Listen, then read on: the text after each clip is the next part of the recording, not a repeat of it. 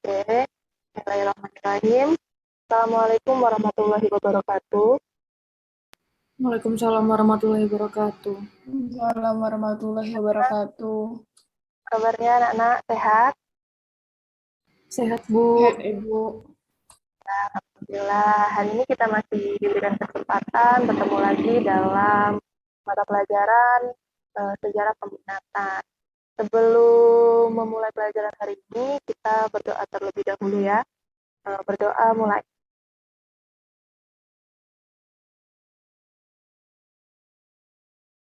Doa selesai. Oke, semoga pelajaran kita berjalan dengan lancar dan apa yang kita pelajari hari ini, yang kita lakukan hari ini bernilai ibadah dan semoga ilmunya bermanfaat. Sebelum itu Ibu akan mengabsen terlebih dahulu. Apakah ada yang tidak hadir?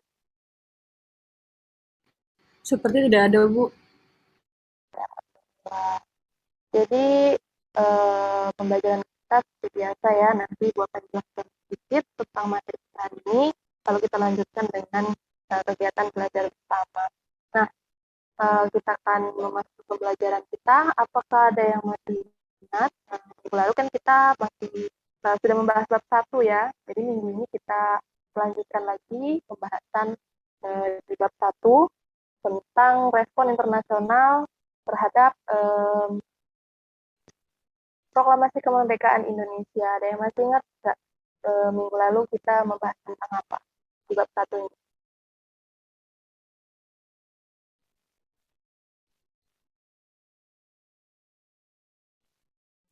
Perjanjian Indonesia dan Belanda, Bu.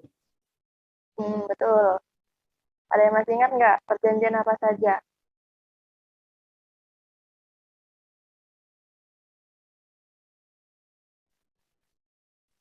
Perjanjian Linggarjati, Renville, dan Rumpoyen, Bu.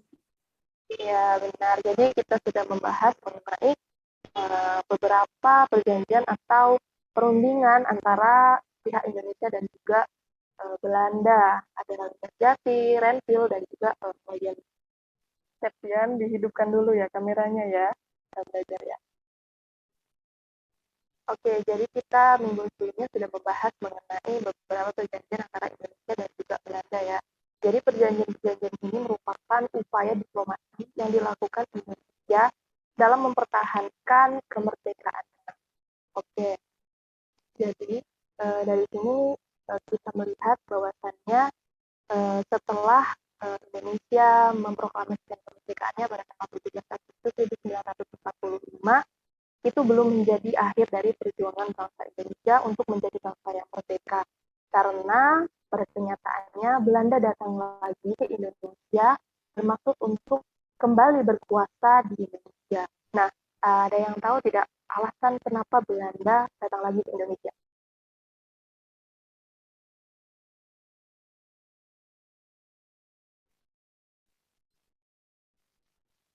Ada yang bisa jawab?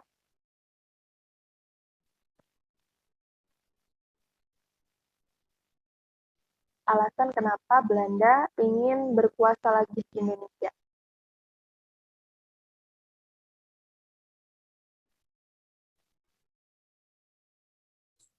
Agar Indonesia tidak jadi merdeka, Bu.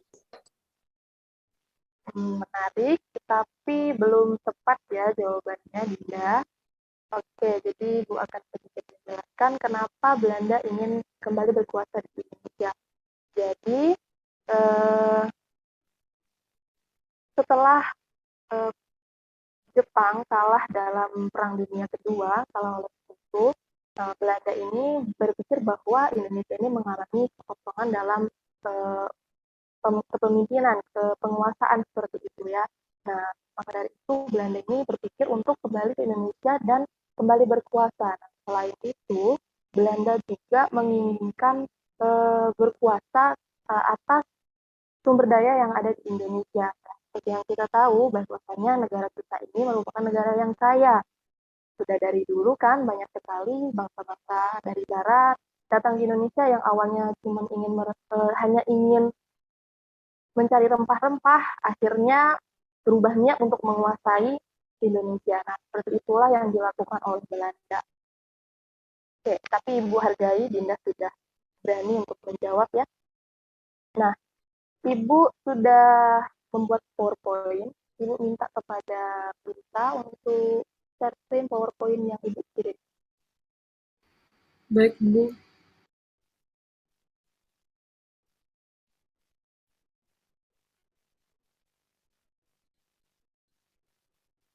Apakah sudah tampil, Bu? Ya, sudah. Oke, jadi pembahasan kita hari ini adalah konferensi meja bundar. Jadi konferensi meja bundar merupakan pertemuan antara Belanda, Indonesia, dan juga BFO atau Binnenkomst voor Federal Overleg. Jadi BFO ini adalah majelis permusyawaratan yang dibentuk oleh pemimpin negara-negara federal yang dibuat oleh Belanda. Contohnya negara Jawa Timur, Pasundan, Sumatera Timur. Nah, kenapa Bu kok ada negara di dalam negara? Jadi ini adalah salah satu upaya yang dilakukan Belanda untuk kembali berkuasa. Ya. Nah, lalu slide selanjutnya.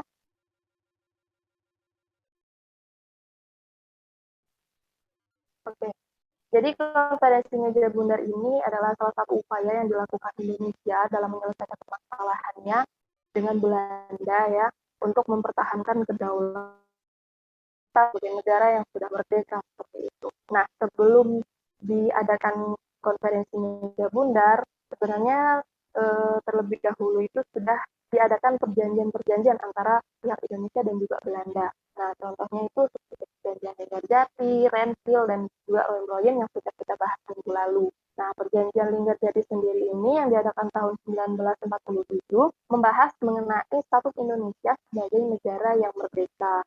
Tetapi perjanjian ini tidak berjalan dengan mulus dikarenakan ada salah penafsiran seperti itu, bukan salah penafsiran, tapi perbedaan penafsiran ini antara Belanda dan juga Indonesia, di mana Belanda menganggap bahwa dia masih punya hak untuk berkuasa di Indonesia.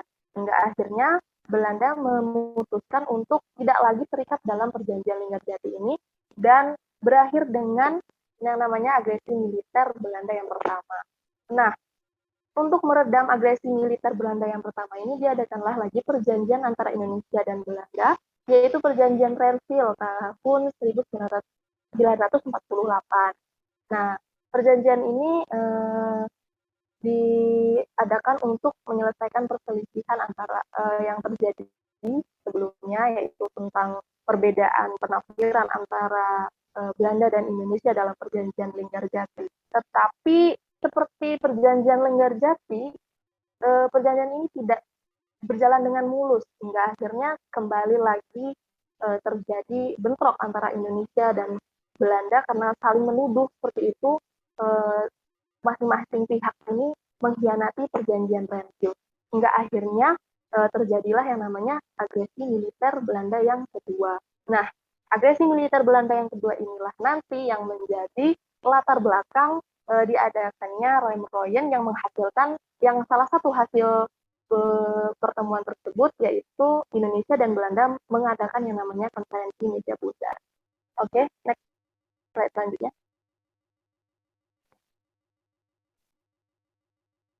Nah, kita bahas tentang latar belakang. Sudah Ibu jelaskan sedikit tadi ya, di mana terdapat pelanggaran dalam perjanjian Renville dan akhirnya kedua belah pihak memutuskan untuk tidak lagi terikat dalam perjanjian tersebut hingga akhirnya terjadilah agresi militer Belanda yang kedua. Nah, agresi militer Belanda yang kedua inilah yang memicu reaksi dari Dewan Perwakilan Bangsa-Bangsa. Nah, di mana PBB ini menilai bahwasannya tindakan Belanda dalam agresi militer yang kedua ini sudah berlebihan, sudah keterlaluan, karena mengakibatkan pemerintahan Indonesia jatuh ke tangan Belanda dan juga pemimpin-pemimpin Indonesia itu diculik dan ditangkap dan diasingkan. Nah, hingga akhirnya PBB ini mendesak Belanda dan Indonesia untuk mengadakan pertemuan, yaitu perundingan Rembroyen yang salah satu isi dari perundingan Rooijen ini adalah Indonesia dan Belanda bertemu dalam konferensi meja bundar.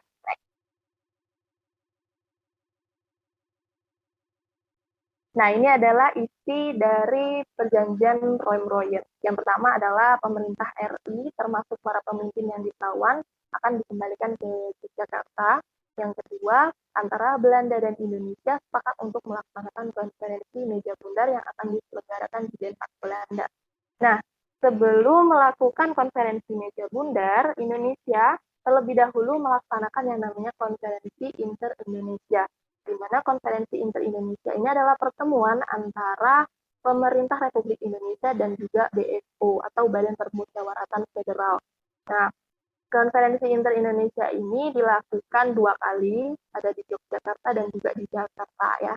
Di Yogyakarta itu dilaksanakan tanggal 19 sampai 22 Juli 1949, sedangkan di Jakarta itu 31 Juli sampai 2 Agustus 1949. Oke, next.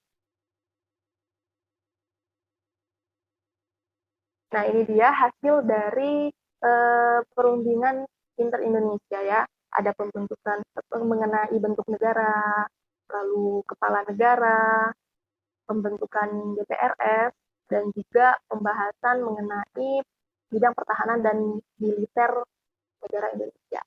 Kita lihat PowerPoint. Oke, next.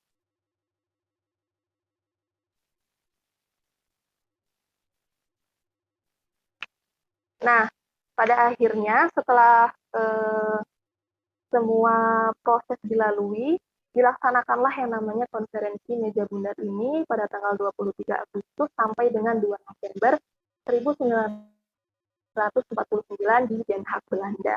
Oke, next.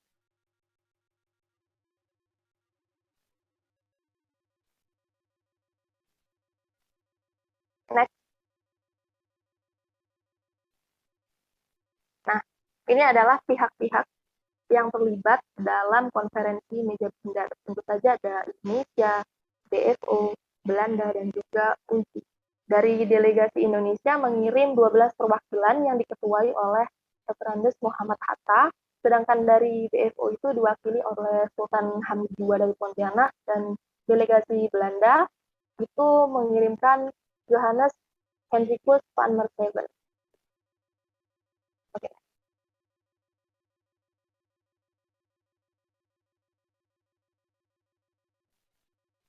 Nah, sekarang kita masuk ke kegiatan selanjutnya, itu belajar bersama. Jadi, di sini Ibu meminta kalian untuk membuat kelompok ya. Nah, setiap kelompok itu terdiri dari 8 orang. Nah, kalau sudah kalian membuat kelompok, nanti kalian melakukan kegiatan literasi, membaca buku pelajaran kalian, buku paket kalian ya, dan juga mencari artikel yang berkaitan dengan konferensi meja bundar. Nanti kalian sembari literasi, kalian juga melakukan diskusi dan analisis ya mengenai hasil dan juga dampak dari konferensi meja bundar ini bagi bangsa Indonesia. Nanti hasilnya kalian buat dalam bentuk PPT dan nanti akan dipresentasikan ya. Nah, Ibu kasih waktu 20 menit untuk analisis ya, sama diskusi. Oke, bisa dimulai dari sekarang.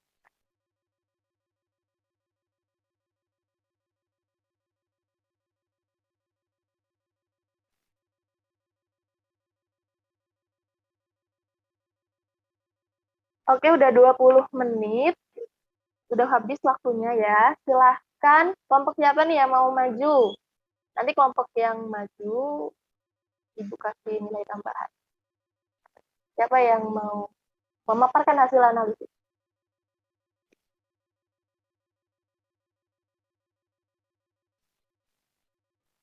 Septian mungkin, atau Dinda, atau Bapak. Oke, Septian, silakan. Oh ya, sebelumnya terima kasih anak pintas sudah share screen, bisa dimatikan share screen. Baik, Bu.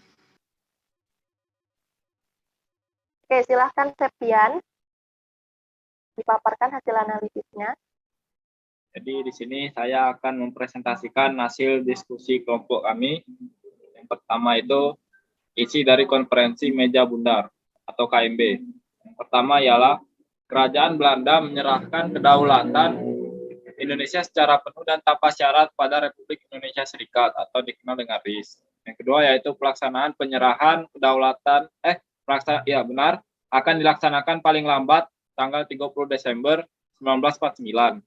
Selanjutnya yaitu masalah Irian Barat akan ditunda dan diadakan perundingan lagi dalam waktu 1 tahun setelah penyerahan kedaulatan kepada RIS atau Republik Indonesia Serikat. Selanjutnya yaitu status RIS dan Kerajaan Belanda terkait dalam suatu Uni Indonesia Belanda yang dikepalai oleh Ratu Belanda. Selanjutnya yaitu kapal-kapal perang Belanda akan ditarik dari Indonesia dan beberapa korvet akan diserahkan kepada RIS.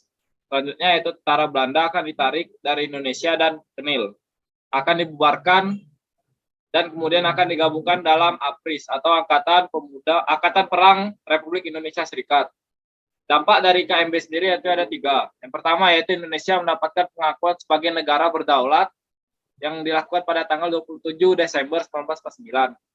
Yang kedua yakni penyerahan wilayah Indonesia kecuali Irian Barat.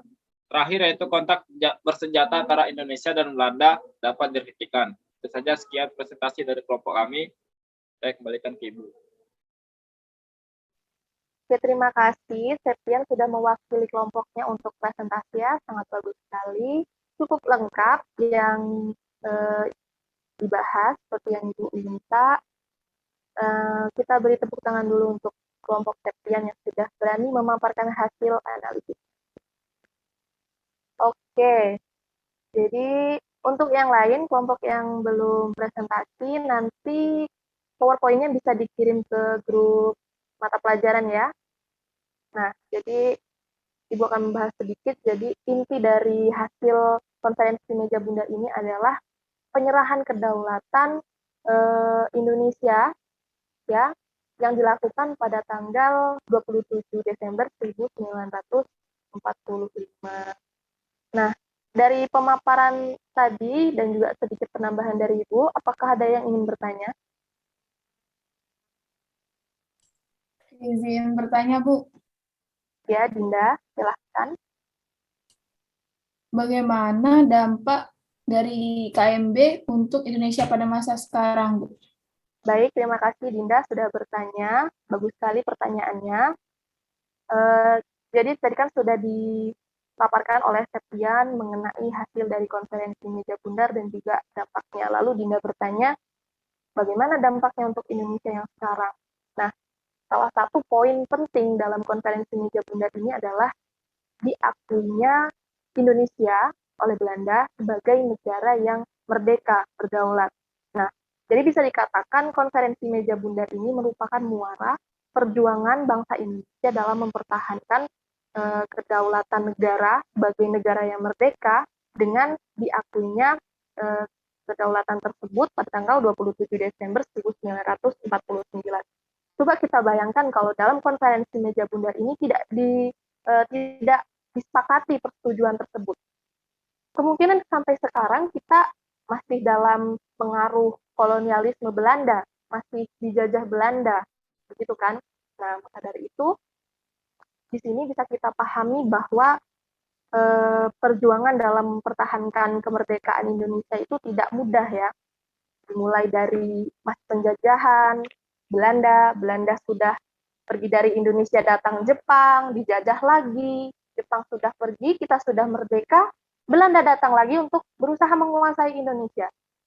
Nah, akhirnya dengan konferensi meja bundar ini, dengan diakuinya kedaulatan negara Indonesia, Indonesia resmi menjadi negara yang benar-benar berdaulat, negara yang benar-benar merdeka, lepas dari penjajahan. Nah, seperti itu, Dinda. Oke.